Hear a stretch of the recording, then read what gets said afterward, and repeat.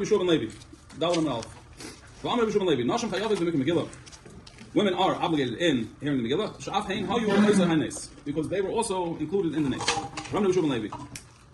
Purim shechal yos b'Shabbos. Shayla medarshin ben yon shel yom. Purim that falls out on Shabbos. So we discuss and ask Shilas about Purim, about the nes of Purim. My area Purim. Why do we have to bring up Purim? The Gemara asks. I feel Yontif Nami. Even Yontif, like it would be if Yontif falls out on Shabbos, you would discuss, Yontif on Shabbos. The Tanya. We learned in the Brisa. Moshe Tikin Lahem Yisrael. Moshe was masaken for the Yidin. Sheyu Shoyim Darshim Yon Shel Yom. Hilchos Pesach b'Pesach. Hilchos Aseres b'Aseres. Hilchos Chag b'Chag. Moshe was masaken established that the halacha that we learn and discuss the Yontif on that Yontif. Pesach on Pesach. Sukkos on Sukkos. Shavuos on Shavuos. Purim Yitzchak Alei. For Purim we need a Brisa, a Mishnah to tell us this. Because we might think Nigzar Mishum the Rabbah.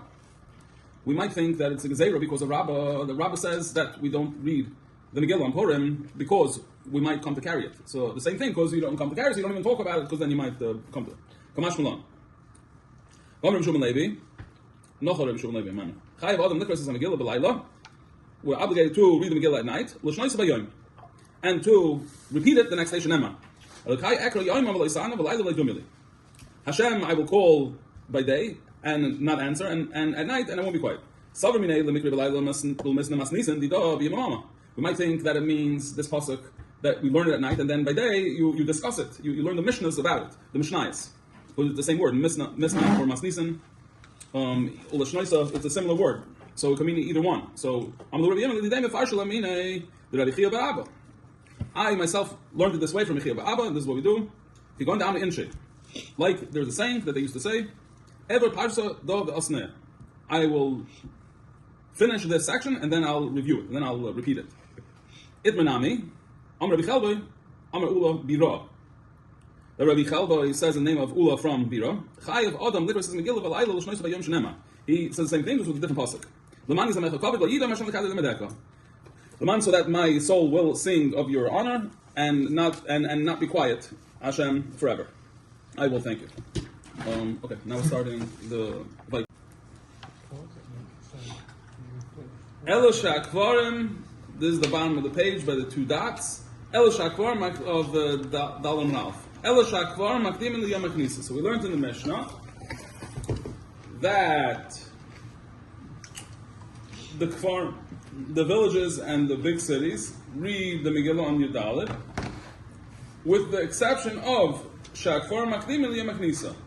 The Kvarim Ba'atzim read on the 14th, but they're Makdim and read on the Yom HaKnisa. So now the Gemara is going to learn what's different, what the Kvarim, why. Remember we learned that whole thing, Kedei Sheyasab Gamayim Mazon Lachem Shebekrachen, right? We learned that because they're avail themselves, they're available to bring water and food to the people that live in the cities. Right? So the Gemara is saying the same thing. The Chachamim were lenient on the villages, to let them be machdim, go read earlier on the Yom HaKnisa. Why? So that they should be available to bring water and food to their brothers, to the people in the cities. L'meinram takanta the krachen have. So the Gemara is asking, we're saying that this is a takana for the people in the cities. We're saying that this is for them to be available for the people in the cities. We have a brisa, chali yos b'sheni. If your dalit falls out on Monday, the people from the villages and the big cities read on that day. If this was to help the people in the cities, so why not read on Thursday before for the people from the Kfarim, because they bring the food to the Krachim. And for the Gemara, Havaluhu Asara, Vasara Laitakinu. Because that would be if Monday is Yudalid, so then Thursday before would be the 10th. And we know from our Mishnah that the 10th is too early.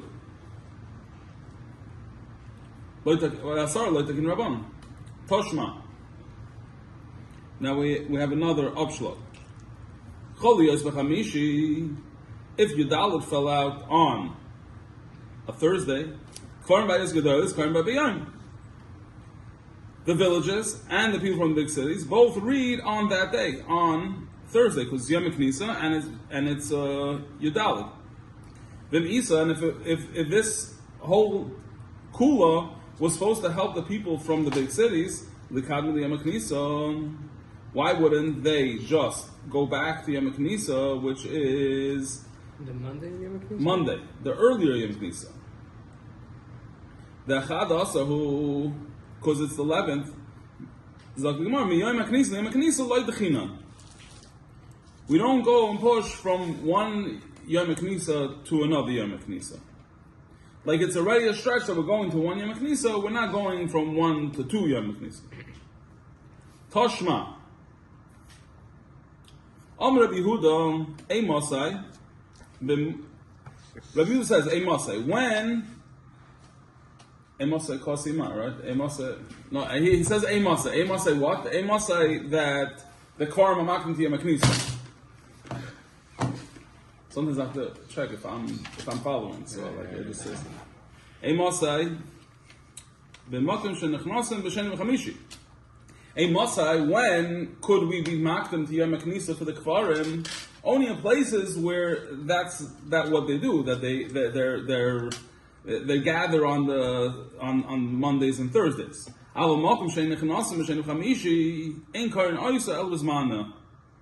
We live here in North Miami Beach, we don't go somewhere else for a minyan. If we lived in Miami Gardens or something, we'd have to come here for a minyan. Like we live in North Miami Beach. Like we don't go other places for a minyan, so this wouldn't be a place where we would push off the Megillah. But in a place where they don't have a minyan, they have to go, so that's where you would push off to Yom Knisa.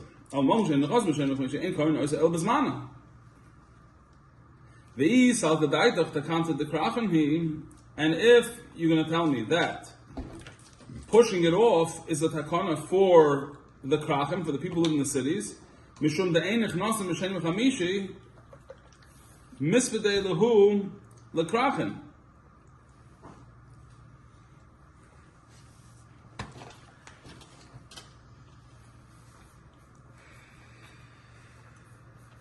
It's because they don't go in, that's why it's mafsa that the krachim should lose. How could it be? Right, that they're not...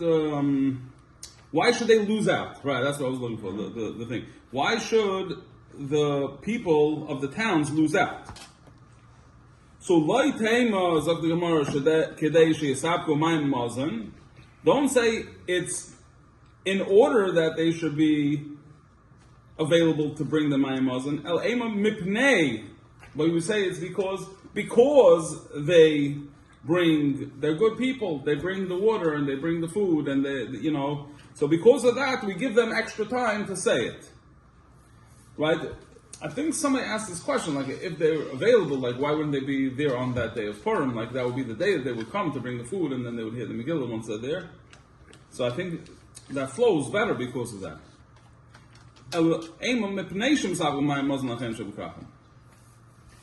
It's not so that they should be available to bring the food and the water. It's because